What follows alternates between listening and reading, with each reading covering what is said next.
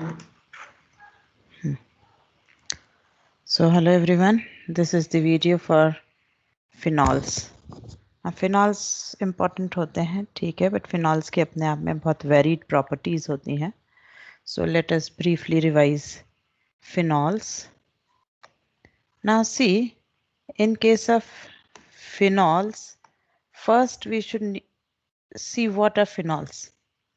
Right, phenol नाम किसको दिया गया है? So basically compounds जिनमें such compounds in which OH group is attached to sp2 carbons or a benzene ring are called phenols. Okay, so compounds having OH group attached to benzene ring, okay, are called phenols. Are called phenols. These are the compounds which are phenol. हम phenol को एक और नाम दे सकते हैं, that is hydroxybenzene. We can call them as hydroxybenzene. It is the general name for the category phenol. Now different types of names जो तुम्हें इसमें याद होना चाहिए. This basic is phenol.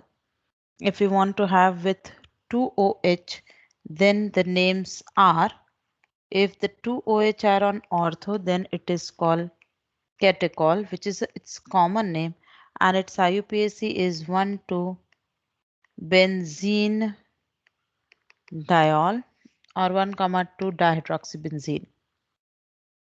If the 2OH are on meta, then it is called resorcinol. Okay, or 1,3 dihydroxybenzene, yeah, benzene 1,3 diol. If it is on para, then it is known as hydroquinone or quinol. Okay, or 1,4 benzene diol. इसी category में अगर हम बढ़ते चले जाएं तो जो नाम हमें याद होने चाहिए, जैसे OH के साथ जब CH3 आता है तो इट इज OMP क्रेसॉल्स. इन तीनों का नाम एक ही तरह से जा सकता है, इसलिए हम इसे इंडिविजुअल एक नाम नहीं दे रहे हैं, है ना. देन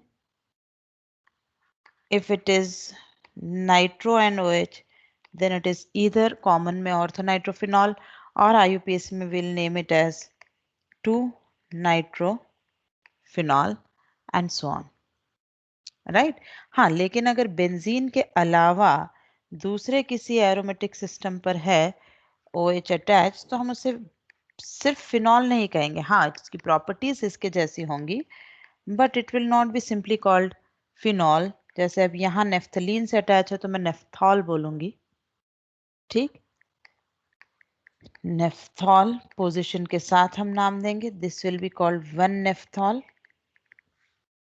अगर फिनांथ्रीन में होता तो फिनांथ्रॉल, एंथ्रेसिन में तो एंथ्रॉल. इस तरह से इनके नाम होते हैं. ठीक, कुछ अगर ट्राई हाइड्रोक्सी सिचुएशन आ जाए तो OH सिमेट्रिकल है अगर तीनों तरफ, then it is known as fluoroglucinol. Now fluoroglucinol otherwise is also very important because इसका 50-50 होता है दोनों तरफ कैटेगराइजेशन. इसका 50-50 in the sense that aromaticity से आई हुई energy is around 152 kilo joules per mole, और each keto bond is also approximately 50 kilo joules more stable. तो यहाँ हम ये नहीं कह सकते कि only keto form due to aromaticity will be major.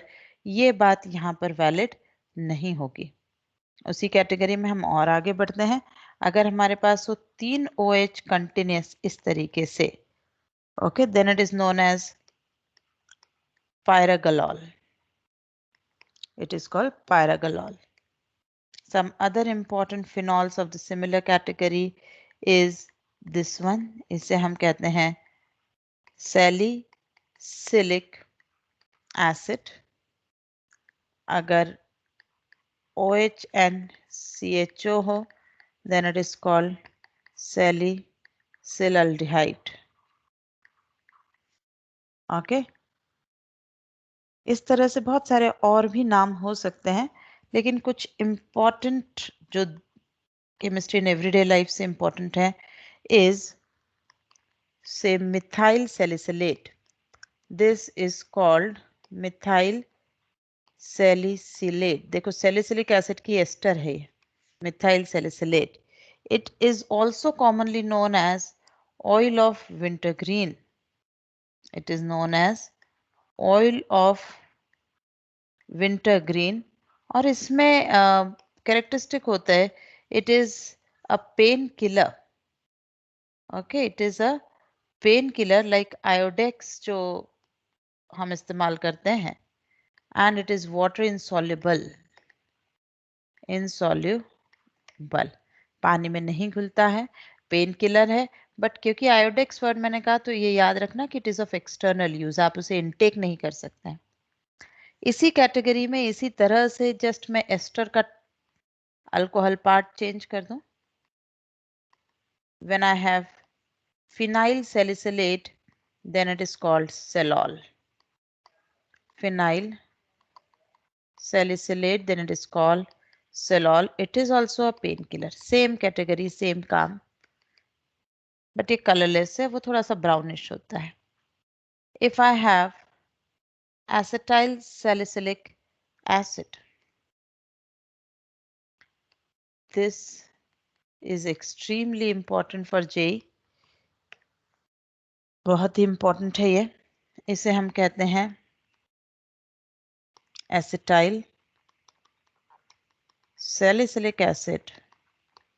Okay और ये जो एसिटाइल सैलिसिलिक एसिड है ये एस्पिरिन है, ये पेन किलर है, ये इंटरनल यूज के लिए अलाउड है. Okay, it is also a pain killer and it is a route for internal use. It is also water insoluble. इसको भी आप पानी में नहीं घोल सकते.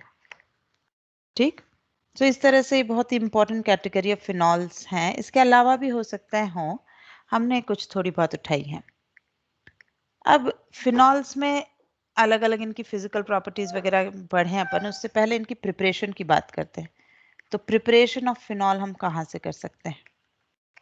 देखो, प्रिपरेशन ऑफ फिनॉल्स हम सबसे पहले बना रहे हैं फ्रॉम बेंजीन. अगर मुझे डायरेक्टली बेंजीन से बनाना हो फिनॉल्स तो मैं कैसे बनाऊंगी?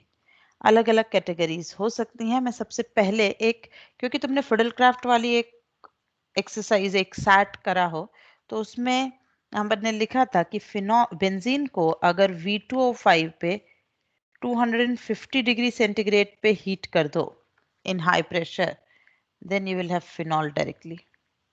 So that is our A method. B is by the use of Fenton's reagent. Now what is Fenton's reagent? Fenton's reagent is FeSO4 plus H2O2. Fenton's reagent is FeSO4 plus H2O2. It is a radical mechanism. And the beauty of this reaction is directly using FeSO4 plus H2O2 on benzene, single step conversion to phenol. हाँ, mechanism is a different thing. We have a mechanism. Mechanism एक अलग issue है, वो आएगा. Mechanism इसका देखो, HOOH in presence of Fe2 plus. Fe2 plus का काम ये है कि जो भी इसमें रेडिकल बन सकता है ना, वो दो रेडिकल्स को नहीं रहने देगा ताकि वो वापस टकरा के ना बन जाए. ये बन गया Fe3 प्लस. तो एक जो HO डॉट बना होगा वो HO माइनस बन गया और एक रह गया HO डॉट. ओके, एक तो हमारा माइनस में चला गया और एक बन गया HO डॉट. अब ये HO डॉट जो है ये बेंजीन पर अटैक करता है और ये बनाता है benzene radical plus H2. Now this benzene radical again H2O2 पर अटैक करता है और अब ये बनाएगा फिनॉल प्लस HO डॉट, और ये प्रोसेस जो है वो चेन प्रोपगेशन का काम करेगी। तो ये एक रेडिकल रिएक्शन है और इस तरह से चेन प्रोपगेट होते होते फिनॉल का प्रिपरेशन होता चला जाएगा। ठीक, preparation number 2 is from aryl halides. From aryl halides. Aryl halides से फिर से हमारे पास दो मेथड्स हैं। Method number 1 is industrial method of preparation called Dawes process या Dawes method। ये पास्ट में कभी इंडस्ट्रियल मेथड हुआ करता था, अब तो नहीं यूज होता। सो रादर इट इज की जगह I write it was industrial method, okay, for phenol production या फॉर फिनॉल प्रिपरेशन। बट बहुत ही मुश्किल, बहुत ही एक्सपेंसिव मेथड है ये, क्योंकि इसकी कंडीशंस देखो, अभी मैं बनाती हूँ कि कितनी डिफिकल्ट कंडीशंस में हम इसे फिनॉल बनाते हैं। हमने लिया क्लोरोबेंजीन और उसको NaOH में डालकर फ्यूज कर दिया। फ्यूज कर दिया मतलब it should be melted very high degree of temperature and pressure, तो 350 डिग्री सेंटीग्रेड या 623 केल्विन जिसे लिखे हम। और प्रेशर देखो, अगर इतनी विगरस, इतनी ड्रास्टिक फिजिकल कंडीशंस लेकर हम एक इंडस्ट्री सेटअप करेंगे तो उसमें बहुत सारी cost of electricity, pressure maintenance end of course the risk factor, it can invite so many accidents. इस वजह से इसका जो प्रोडक्शन था cost, it was very high और इससे बड़ी दिक्कत होती थी। सो इस तरीके से अगर चलता तो आज हम जिस तरह से फिनॉल को यूज करते हैं फॉर टॉयलेट क्लीनिंग, वो तो आप नहीं कर सकते ऐसे कि इतना एक्सपेंसिव एक रिएजेंट लाएं और आप उसे टॉयलेट में ऐसे बहा दें कि आप सफाई कर रहे हैं। तो it was relatively very difficult. Okay, so this was rather stopped, मतलब रादर स्टॉप्ड की जगह आज हम इसे करते ही नहीं है इस्तेमाल, टू बी वेरी ऑनेस्ट। हम इसका इस्तेमाल अब नहीं करते। And what we do currently is a better method called cumene hydroperoxide, जो अभी 2-5 मिनट बाद हम करने जा ही रहे हैं। वो बड़ा इंपॉर्टेंट है। खैर, यहाँ पर ये याद रखें कि this douse process is not SN-AR, it is benzene mechanism. इतना हाई, इतना, जिसे आप साइन सब्स्टिट्यूशन भी कहते हैं, ओके, जिसे आप साइन सब्स्टिट्यूशन भी कहते हैं, वो मेथड यहाँ पर लगेगा। It is not a simple SN-AR आप कर दें, वो नहीं होगा यहाँ पर। ओके, तो बी मेथड क्या है? बी मैं कहूंगी यूजिंग ग्रिग्नार्ड आप बना लीजिए। अगर अराइल हैलाइड से आपको बनाना है तो ग्रिग्नार्ड से आप बना सकते हो। ग्रिग्नार्ड से कैसे बना सकते हैं? PHX ले लो, इसकी रिएक्शन करा दो मैग्नीशियम इन ड्राई ईथर से। ओके, तो ये तो तुम्हें पता ही है, ग्रिग्नार्ड वाला लेक्चर तुमने देखा होगा, तो उसमें यहाँ तक आ गए होगे। हाँ, डिफिकल्ट है लेकिन बन जाता है, इतनी प्रॉब्लम नहीं। उसी में तुमने देखा होगा कि विथ ऑक्सीजन अगर ट्रीटमेंट कराया जाए फॉलोड बाय H2O या H3O प्लस लिखकर, तो phenols can be formed by this method. Okay, अब आते हैं method number 3, that is using diazonium salts. हम डायजोनियम सॉल्ट से अगर बना लें तो कैसा रहे? डायजोनियम सॉल्ट से बनाना आसान ही है, इतना मुश्किल नहीं है। हम N2 प्लस Cl माइनस लें और इसको बॉईल कर दें विथ NaOH, तो PHOH बन जाएगा। वैसे तो हम सिंपल वाटर में भी बॉईल कर दें तो भी इसमें फिनॉल बन जाएगा। ऐसा कोई ज़रूरी नहीं है कि आप पर्टिकुलरली इस पर्टिकुलर रिएक्शन को कैरी आउट कराने के लिए सीधे सिर्फ NaOH का ही इस्तेमाल करें। Okay, it is not a compulsion. हम चाहें हम आराम से इस रिएक्शन को कैरी आउट करा सकते हैं by use of simple water boiling, तब भी हमें इसी रिएक्शन का प्रोडक्शन जो है यही होगा। Is that clear? ठीक है, तो हम आराम से फिनॉल का प्रोडक्शन कर सकते हैं इन मेथड से और काफ़ी अच्छा good yield production of phenol यहाँ होगा। Is that okay? यहाँ तक कोई प्रॉब्लम नहीं होनी चाहिए। अब इस तरह से हमने जब फिनॉल बना लिया, ठीक है, जब हमने इस तरीके से फिनॉल बनाया तो नेक्स्ट हमारा जो मेथड आता है, हाँ एक चीज़ मैं बताना भूल गई, ये भी मैं बता दूं अदरवाइज हम भूल जाएंगे, that phenols are also known commonly of course but are known as carboxylic acids. Okay, phenol को हम कार्बोलिक एसिड के नाम से भी जानते हैं और ये बड़े काम का नाम है कार्बोलिक एसिड, क्योंकि बिल्कुल जेई में हमें डायरेक्टली इस तरह का नाम पूछा जा सकता है, कार्बोलिक एसिड वर्ड आ सकता है काम में। So please remember that phenol are also known as carbolic acid.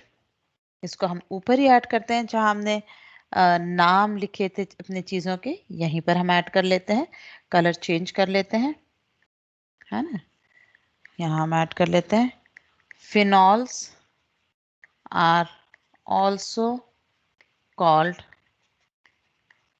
Carbolic acid. Of course it is named acid but Ka जो होगा इसका वैसा नहीं होगा जैसा आप सोच रहे होंगे कि बहुत हाई हमें इसका K मिलने वाला है, नहीं नहीं, उतना K इसका पॉसिबल नहीं है, but yes, reasonably, what should I say, sufficiently acidic, much acidic than the normal uh, alcohols. उनकी कंपैरिजन में ये काफी अच्छा फंक्शन करेगा। Is that okay? यहाँ तक सारा काम ठीक होगा। Now let us go to next preparation, and next preparation is using benzene sulfonic acid. Okay, ये थी डाइजोनियम से। नेक्स्ट प्रिपरेशन जो आएगी वो आएगी फ्रॉम बेंजीन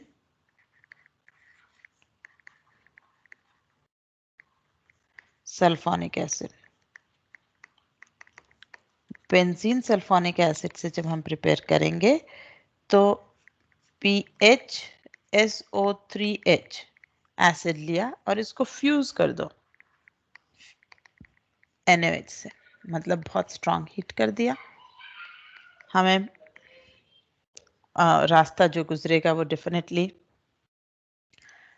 PHSO3NO से गुजरेगा और फिर उसके बाद PHONA, हम उसे स्लाइट एसिडिफाई करेंगे and will get PHOH।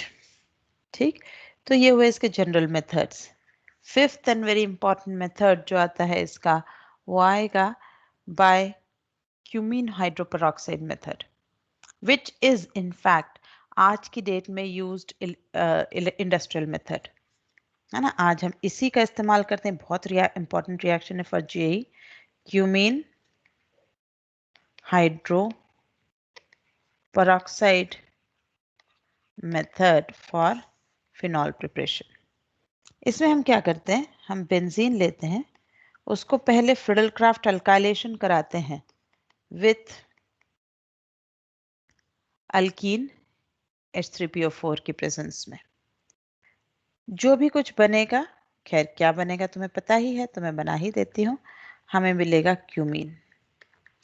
This is our step number 1। इसको हम एयर की ऑक्सीजन की प्रेजेंस में छोड़ देते हैं, वाटर रहता है, कंडीशन सॉल्वेंट की है, और क्योंकि ऑक्सीजन एक रेडिकल का फंक्शन कर रही है, वो इन दोनों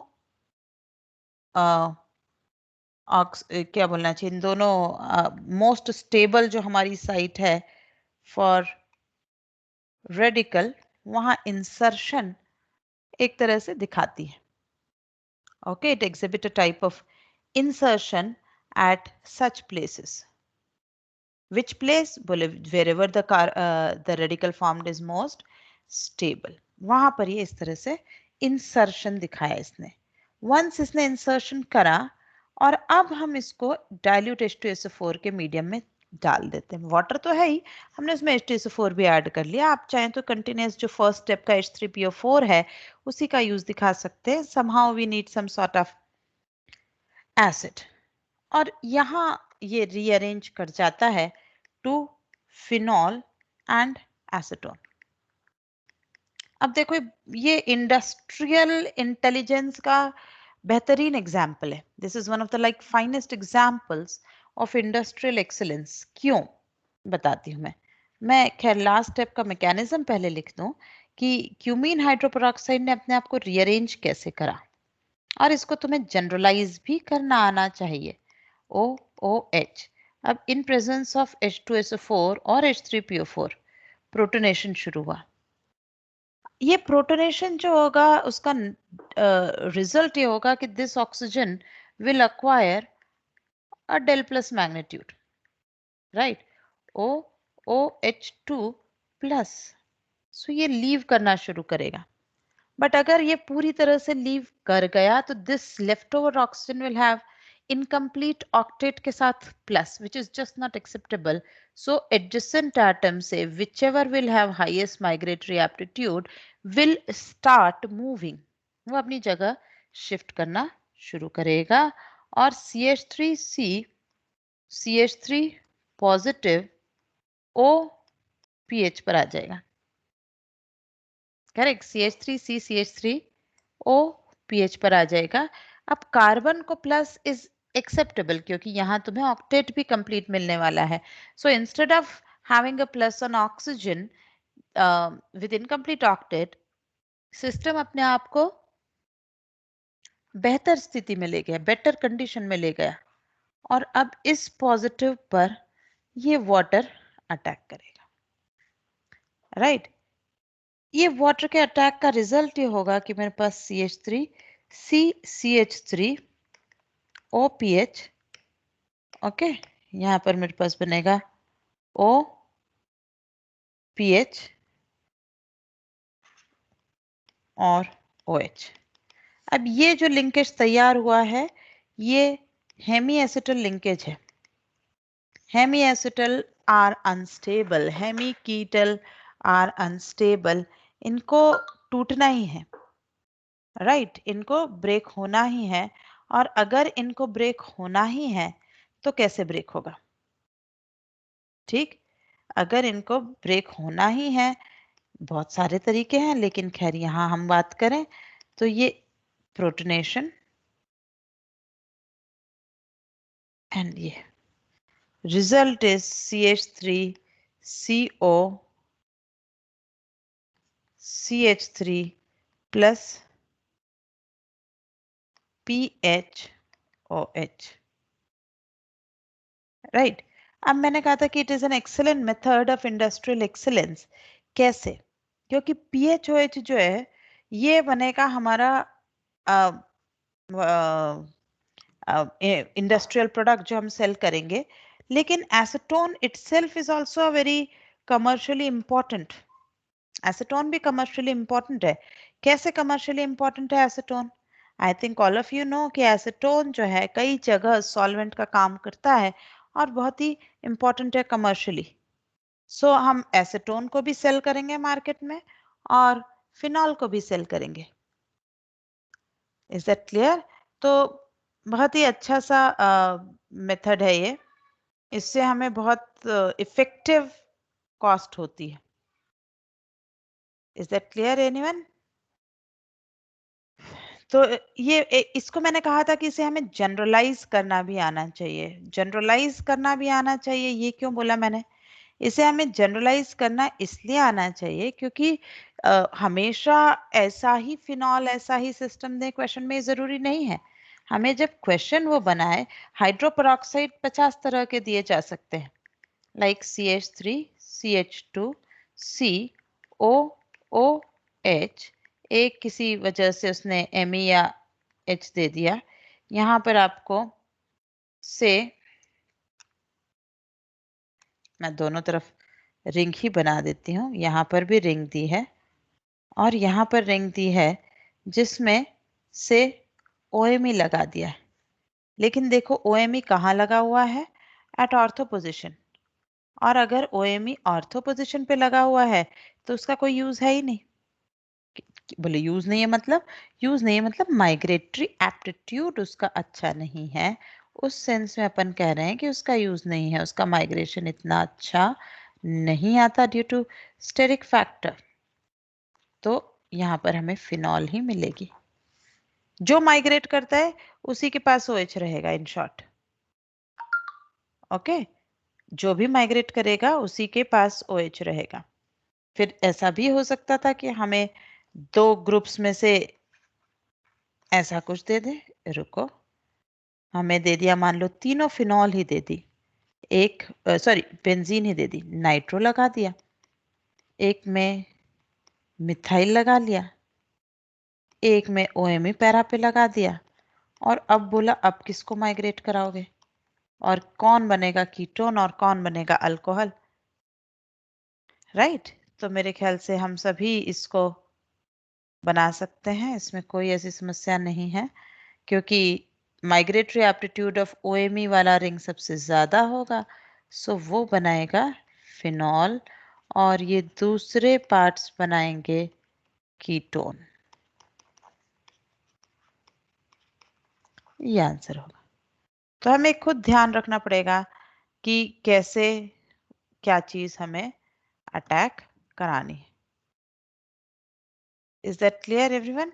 ठीक है, चलो आगे बढ़ते हैं हम। तो ये मेथड हुआ इनका बहुत ही इंपॉर्टेंट कमर्शियली मेथड जो होता है, दैट इज इंडस्ट्रियल मेथड जिसे हम कहते हैं, and this is cumene hydro peroxide method.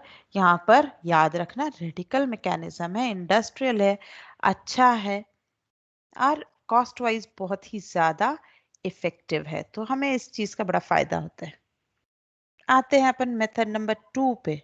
अभी जो हमने बनाया है, I think this was cumene hydroperoxide was number 5, so next method will be numbered 6th.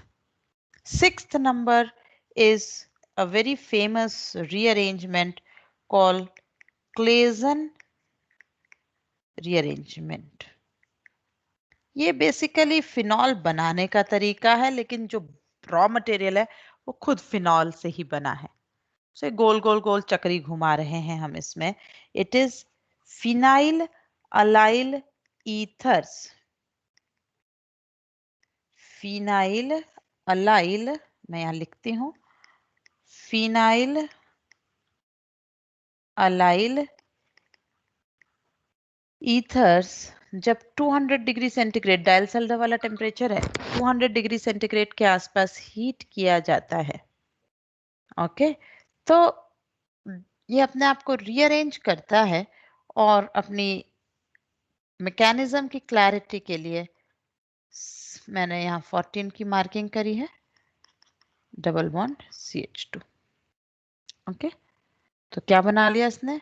इसने बना लिया ऑर्थो अलाइल फिनॉल।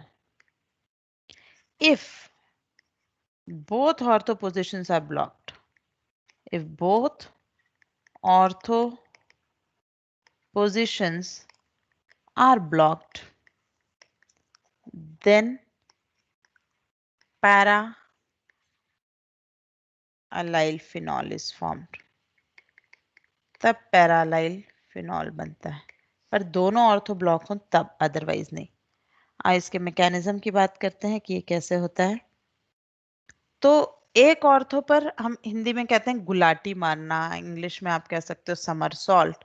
तो वन टाइम चीज मूव करती है, अलाइल ग्रुप मूव करेगा, तो it will have one somersault, O CH2 CH double bond CH2, ये हमारी isotopic labelling.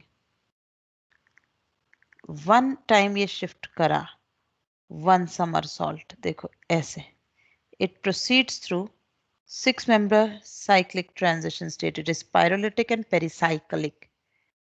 It is pyrolytic and pericyclic. यहाँ पर ये बॉन्ड बनना शुरू हो रहा है, बॉन्ड फॉर्मेशन है, ये बॉन्ड ब्रेकेज है, ये बॉन्ड बन रहा है CH2 के साथ, फॉर्मेशन है, ये ब्रेक होगा CH2, यहाँ पर बॉन्ड CH ये ब्रेक है, ये फॉर्म है। ओके, यहाँ एक एच ऑलरेडी है। जब ये ट्रांजिशन 6 मेंबर्ड टीएस खत्म होती है तो हमारे पास बनेगा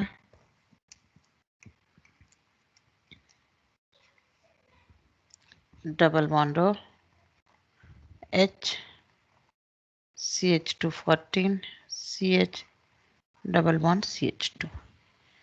इसको हम टॉटोमराइज कराते हैं।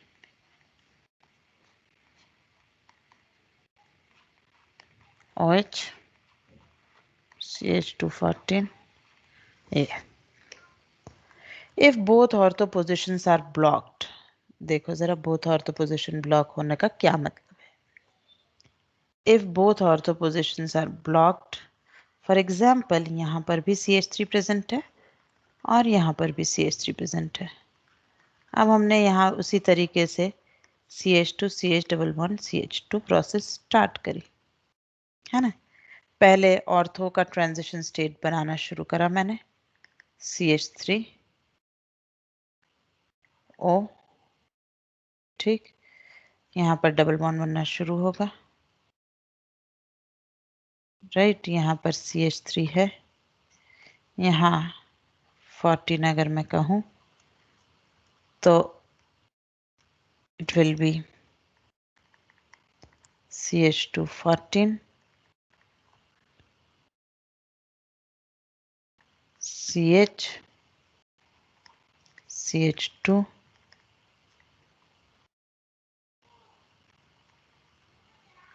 राइट। ये bond break form break form break form. जब कंप्लीट हुआ इस पूरा काम तो ये बॉन्ड्स तो ऐसे ही रह जाएंगे। ये CH3 यही है, double bond oxygen CH3 CH2 14 CH double bond CH2. But as there is no hydrogen, structure cannot regain its aromaticity. Okay, पलटा तो सही लेकिन वापस अब आगे क्या बनाए, ऐसा कुछ भी ये नहीं बना सकता क्योंकि उसमें एरोमेटिसिटी आ ही नहीं सकती, राइट। सो ऐसी कंडीशन जब आएगी, सिर्फ ऐसी ही कंडीशन जब आएगी, तब ये वापस से एक बार और समरसॉल्ट करेगा अगेन। और अब जब दोबारा समरसॉल्ट करेगा तो यहाँ H CH2 CH double bond CH2 14। देखो 14 बाहर की तरफ था, आउटर साइड पे था इनिशियली, एंड 2 समरसॉल्ट से it is again on the outer side, whereas एक समरसॉल्ट से it comes on the inner side. Now it can easily tautomerize, है ना। अब जब ये आराम से टॉटोमराइज कर सकता है ना। एक सेकेंड, पेन हैंग हुआ है, वापस आया। तो OH CH3 CH3 CH2 CH double bond CH2 14। If both ortho pair are blocked, वो भी हो सकता है ना। एक क्वेश्चन के फॉर्मेट में लिखवाती हूं मैं, if both O and P blocked, तो ये घूम फिर के वापस आ जाता है, it goes, it wanders, it comes back, meaning CH2 CH double bond CH2 14। Okay, यहाँ पर मान लो CH3 है और यहाँ पर CH2 CH double bond CH2 है।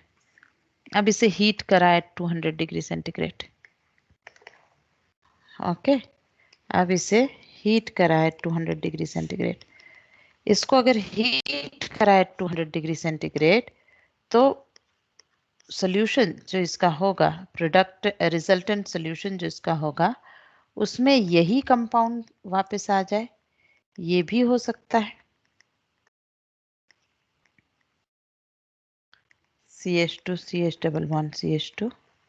और साथ ही साथ ये भी हो सकता है कि नॉन आइसोटोपिक वाला ऊपर पहुंच जाए। क्यों? क्योंकि ट्रांजिशन स्टेट जब पैरा पर बनेगी तो दोनों allyl will have equivalent chance to go back through other ortho, वापस अपनी पोजीशन जाने के लिए।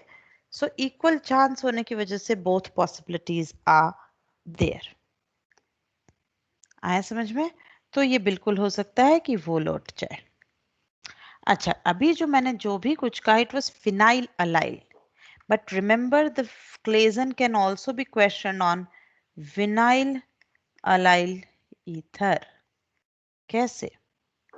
CH2 double bond CH single bond O, CH2 CH double bond CH2 14। Vinyl allyl ethers अगर इन्हें हीट किया गया, they also have similar mechanism that is also called Claisen. Okay, अब देखो क्या बन रहा है। ये पोर्शन बन रहा है CHO, right, CH2 CH2 14 CH double bond CH2। अब अंतर यह है कि in case of phenyl allyl it tautomerizes back, but here tautomerization is not at all required, no driving force। तो अगर इनको हीट कर रहे हैं तो they are rearranging to aldehyde और कीटोन। ओके, अल्डिहाइड और कीटोन में ये कन्वर्ट हो जाएंगे। ये होगा इसका एग्जाम्पल, राइट। तो ये हुआ हमारा क्लेजन रीअरेंजमेंट। ठीक, ऐसे ही नेक्स्ट रिएक्शन हमारी होती है is, again it is not in JEE syllabus, but for internal exam only I'm writing, I think this will be 7th, Dakin reaction। मैं यहाँ लिख देती हूँ नॉट फॉर JEE, ये JEE में काम की नहीं है। ठीक है, usually for this particular reaction if Z जो है वो electron withdrawing sorry electron releasing हो तो it is better. Okay, if they are electron releasing then it is better. आओ करते हैं डैकिन रिएक्शन। CHO, यहाँ Z हैज टू बी इधर OH NH2 OM, ये सिंपल बेंजल्डिहाइड पर नहीं होगी। इसकी रिएक्शन हम कराएं OH माइनस H2O2 में तो ये बना लेगा OH Z plus HCO minus. Okay, ये कार्बन ही पूरा चला गया है। कैसे? आओ इसका मैकेनिज्म देखते हैं and why we need such strong electron releasers, उसका भी कारण देखते हैं। तो CHO यहाँ जो भी ग्रुप है, बेसिक मीडियम में डेफिनेटली हमारे पास हाइड्रोपेरोक्साइड आयन होगा। सो आयन ने इस पर अटैक करा। अब presence of such electron रिलीजर groups, ये तो और भी मुश्किल है, राइट। ये तो और भी हमें ऐसा लग रहा है कि इससे तो और नुकसान ही होगा, बट नहीं, RDS एक्चुअली ये है। और इसमें हम क्या देखते हैं? माइग्रेशन। ओके, इस स्टेप में हम क्या देखते हैं? इस स्टेप पे हम देखते हैं माइग्रेशन। और माइग्रेशन के लिए जितनी इलेक्ट्रॉन रिलीजर हो उतना ही ये रिएक्शन होना इजी होता है, बेहतर होता है। इसलिए इट इज फाउंड दैट ये इलेक्ट्रॉन रिलीजिंग ग्रुप्स प्रेजेंस हो तो डैकिन रिएक्शन ज्यादा अच्छे से होती है। ओके, ये क्या है? अगर तुम इसे ध्यान से देखो तो ये फॉर्मिक एसिड एस्टर है। It is formic acid ester, correct. अब ये फॉर्मिक एसिड एस्टर का हम अगर हाइड्रोलिसिस कर लें, if we hydrolyze it then it will become HCOO minus and substituted phenol. Okay, this is how Dakin reaction could be used, though again I would say it is not in JEE syllabus, पर internal exams में आ सकती है, तो हमें अपनी तैयारी रखना चाहिए, जरूरत पड़े तो देख लें।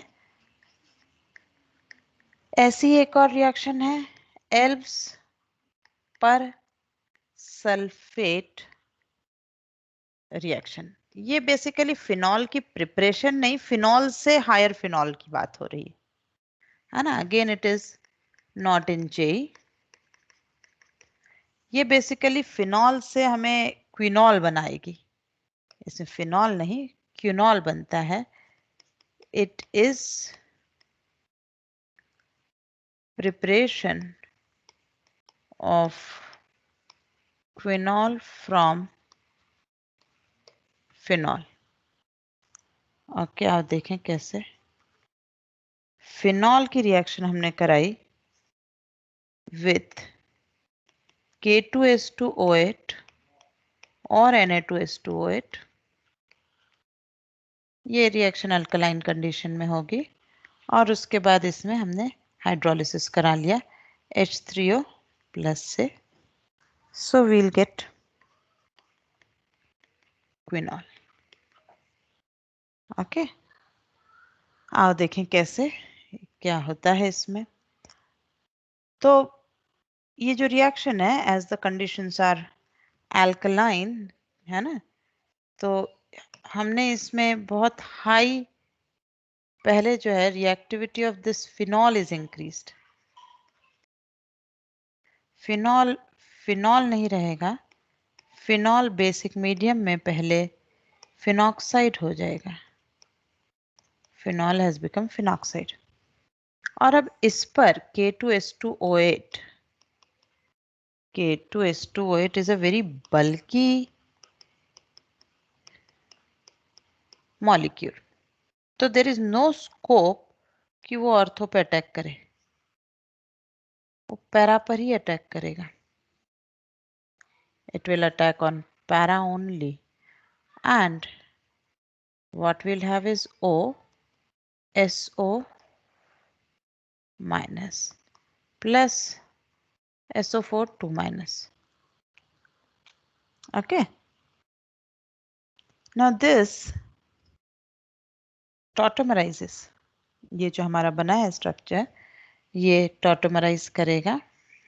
यहाँ इसे लेकर आते हैं कि ये टॉटो कर गया, ये बन जाएगा फिनॉल और ये बन गया OSO3 माइनस। तो अगर देखो तो ये एस्टर ही तो है, सल्फोनिक एसिड, राइट।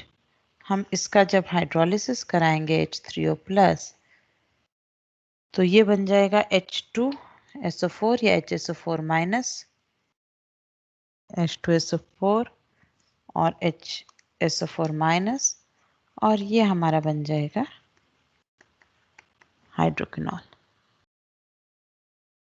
राइट। तो गिवन अ चॉइस ये कहाँ रिएक्ट करेगा, हमेशा ऐसी जगह जहां पर बल्कि अटैक पॉसिबल हो, it should be free in terms of steric. Okay, तो ये सारे हुए methods of preparation of phenol.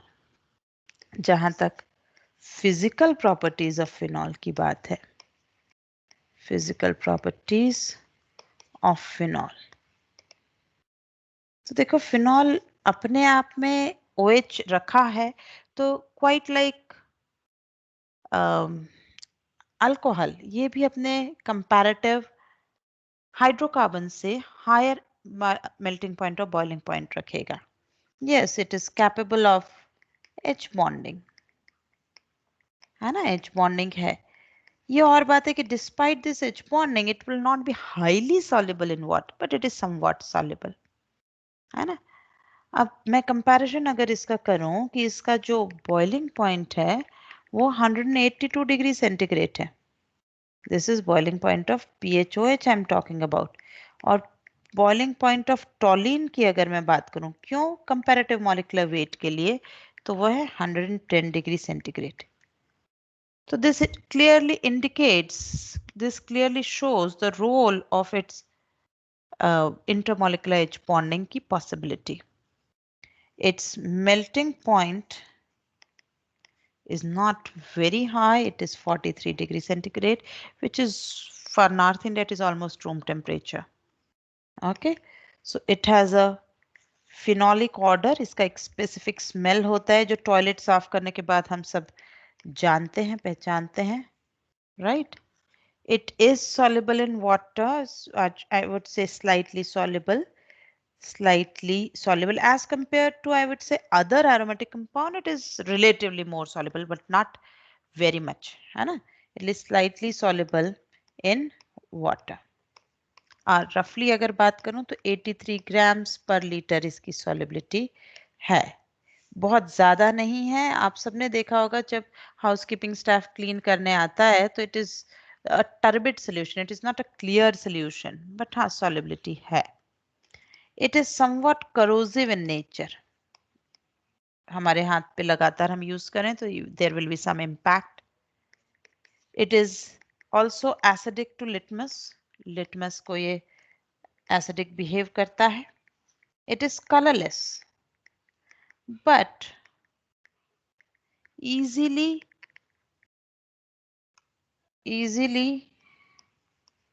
oxidized to light pink quinones with air. तो ओल्ड अगर रखा हुआ है फिनॉल का सैंपल तो आपको वो लाइट पिंक नजर आने लग जाएगा. ओके, ये सारी इसकी फिजिकल प्रॉपर्टीज हैं. आते हैं अब हम इसकी केमिकल प्रॉपर्टीज पे.